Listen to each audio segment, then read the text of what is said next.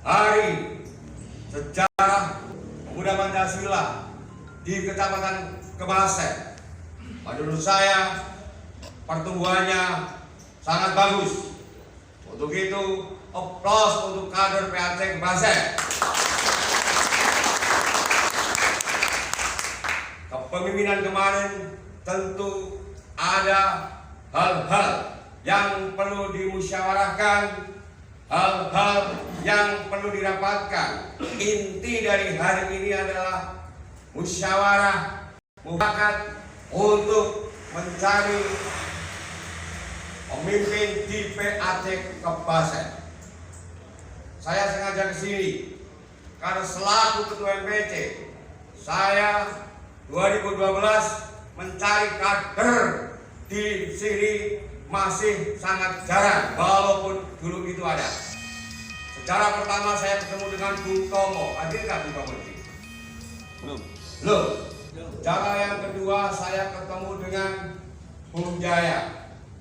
Artinya bahwa musyawarah untuk mencari siapa yang terbaik untuk dijadikan, yang dituakan, tentu butuh proses, butuh aturan-aturan yang harus dilaksanakan sebagai organisasi.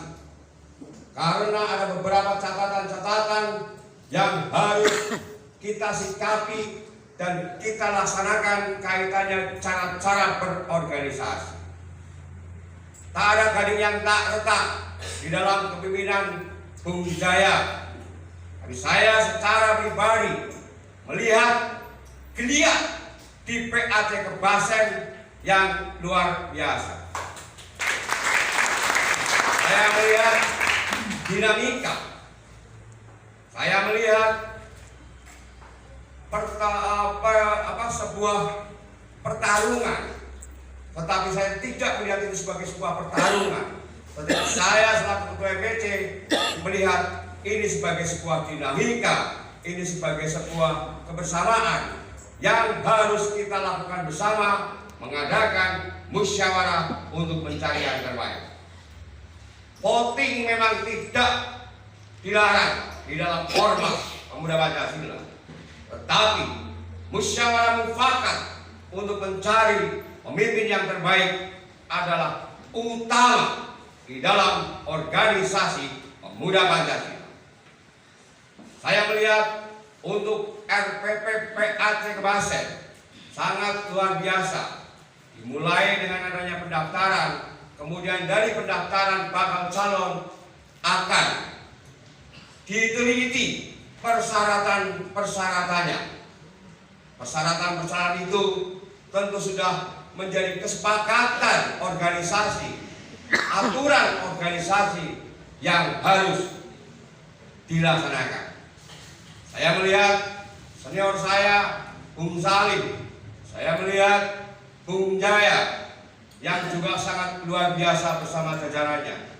Apabila ke depan para tokoh-tokoh pemuda Pancasila ini bahu-membahu saling mengisi, tentu saya yakin pemuda Pancasila bukan sumbang, pemuda Pancasila bukan PAC Cilongok, pemuda Pancasila bukan PAC Kebaren, tetapi saya yakin kalau dua tokoh ini bergabung saling melengkapi, tidak mungkin hal yang sangat mustahil.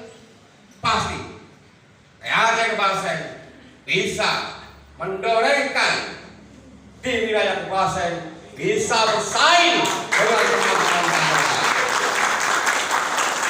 Menurut saya, energi yang muda, energi yang tua, senior saling digabungkan tentu akan menjadi sebuah kekuatan di PAC Kebasen. Karena seorang kader yang baik pasti akan melahirkan para pemimpin yang baik pula. Itu saja dari saya. Silakan untuk panitia RPP untuk bisa melakukan apa yang harus dilakukan sebagai sebuah organisasi berdasarkan aturan-aturan. Harapan saya ke depan, siapapun yang terpilih untuk bisa saling melengkapi, saling ngayomi untuk membesarkan pemuda Pancasila PAC Kepasen. Itu saja. Untuk hal-hal lain saya akan memantau dari luar karena ranahnya ada di panitia yang MPC bentuk, tentu dengan aturan-aturan yang harus dilaksanakan sebagai sebuah organisasi besar. Kita bukan organisasi yang kemarin 28 Oktober 1969 63 nanti di tahun di Oktober 28 pemuda Pancasila akan berumur, dan kami dilahirkan oleh TNI hanya untuk menjaga Pancasila dan Negara Kesatuan Republik Indonesia. Hingga tidak elok, tidak baik kalau kemudian di dalam pemilihan PAC Kecamatan Kepasen ini ada intrik dan trik. Tapi penekanan saya, aturan-aturan bermain, aturan-aturan yang harus dilaksanakan seperti masa kepengurusan dan sebagainya, itu menjadi sebuah catatan khusus untuk panitia RPP. Sekali lagi, monggo untuk sekali lagi, secara pribadi saya memberikan aplaus nilai Bung Jaya untuk memimpin PAC Kepasen adalah 80%. 80%. Artinya apa? Dari yang tidak ada, dari yang biasa saja, sekarang hidup dan berkembang. Artinya kalau memang suatu saat nanti setelah ada musyawarah ditetapkan dan sebagainya, Bung Jaya mungkin terpilih kembali, tentu harus mengakomodir para senior dan mau menerima masukan-masukan yang sifatnya membangun. Masukan-masukan itu juga bukan hanya sekedar masukan, tetapi masukan-masukan yang memberi solusi. Bukan hanya memberi kritik, memberi masukan, tetapi tidak akan menyelesaikan masalah. Yang ingin saya tanya di sini, siapa yang sudah ber-KTA? Ngatur. Belum banyak. Kesalahan bukan kepada ketua PAC. Kesalahan ada di MPC yang kemarin agak tersendat di dalam melaksanakan pembuatan KTA. Sekarang sudah dibentuk badan pembuatan KTA. Insya Allah yang hadir di sini tugas dari ketua PAC untuk secepatnya membuatkan KTA. Siap tidak? Siap tidak? Ini yang hadir yang tidak punya KTA siap untuk buat tidak? Siap ya? Karena saya tidak ingin selaku ketua PAC kalau lagi susah mencari posisi menghubungi MPC, PAC atau ketuanya. Tetapi kalau sedang berbahagia atau senang, kadang lupa dengan organisasinya.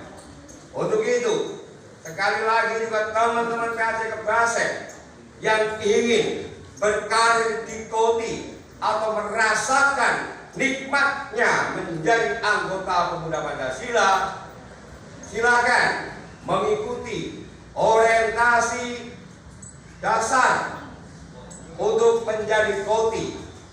Ya, akan kami laksanakan di tanggal 30 September. Kemudian kalau ingin berlanjut, silakan mendaftar sekalian yang akan kami laksanakan 1 Oktober dan 2 Oktober. Sehingga kalian kelak bisa menyandang Koti Mahadikana Pemuda Pancasila. Karena setiap kader pemuda Pancasila belum tentu Koti, tetapi kalau Koti pasti kader pemuda Pancasila. Kalau menjadi Koti siap untuk satu, mengamankan kebijakan-kebijakan organisasi dan menjalankan tugas-tugas yang diberikan baik oleh MPC, PAC atau ranting. Karena Pancasila abadi.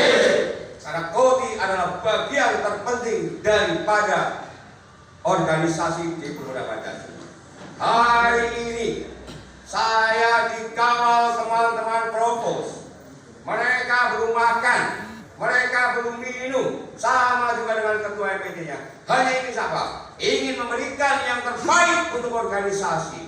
Ketika kader PAC Purwokerto Barat Bung Abid menyelenggarakan 1000 lapak UMKM, mereka datang ke SIK hanya ingin memberikan yang terbaik, membuktikan kepada masyarakat bahwa dengan baju Pemuda Pancasila kita siap untuk membantu masyarakat. Sama juga di sini ketua PAC harus sering berkoordinasi dengan kecamatan, dengan kepolisian, dengan Danramil dan para tokoh-tokohnya, pencintaan masyarakat agar Pemuda Pancasila selalu bisa dilibatkan. Kalau dilibatkan, tentunya gerak nafas itu ada. Dan saya terima kasih kepada Muspika yang selama ini memberikan peran kepada PAC Kebasen dengan kegiatan-kegiatannya. Saya melihat sendiri di masa COVID, ketua PAC dan jajarannya mengadakan kegiatan-kegiatan penyemprotan, baksos dan sebagainya. Bung Agung dengan keseniannya mengadakan kegiatan pentas seni kuda lumping. Artinya apa? Kebasen saya melihat bahwa organisasinya akan besar. Ya, sehingga mari bersama-sama didukung. Setelah musyawarah, salah ya dimaafkan sepanjang itu tidak menyalahi organisasi, karena tak ada gading yang tak retak. Sama juga saya sebagai ketua MPT mungkin juga punya banyak kesalahan, tetapi sekali lagi niat baik dari kabar yang saya berita, kabar yang dapat dan berita dari grup-grup WA adalah senior Salim, senior kader saya Bung Jaya, karena dilahirkan dari KOTI ingin bersama-sama memimpin. Sebenarnya yang ke depan, seandainya dua tokoh ini saling sinergis, bukan tidak mungkin Kebasen akan melebihi PAC yang telah Siap tidak? Siap tidak? Siap tidak? Siap tidak? Saya ingin tanyakan juga di sini, di Kebasen siapa yang pernah mengikuti diklat KOTI? Kebasen, PAC Kebasen yang ada di sini belum ada? Siap tidak? siap. Saya yakin yang pernah mengikuti baru Bung Jaya, lahir dari KOTI. Ya, tentu lahir dengan KOTI, cara kepemimpinannya mungkin sedikit berbeda, tetapi harapan saya ke depan dua tokoh ini saling sinergis untuk memberikan yang terbaik buat PAC Kebasen. Itu saja dari saya. Sekalian kebas. Pancasila. Pancasila. Abadi. Merdeka. Terima kasih. Billahi taufiq wal hidayah. Wassalamualaikum warahmatullahi wabarakatuh.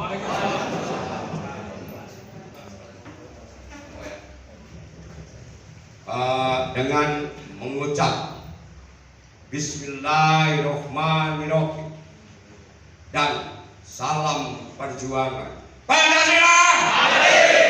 Lalu Ketua MPT menyatakan hari ini Minggu tanggal 4 September 2022 rapat musyawarah pemilihan Ketua PAC Kecamatan Kebasen saya nyatakan dibuka.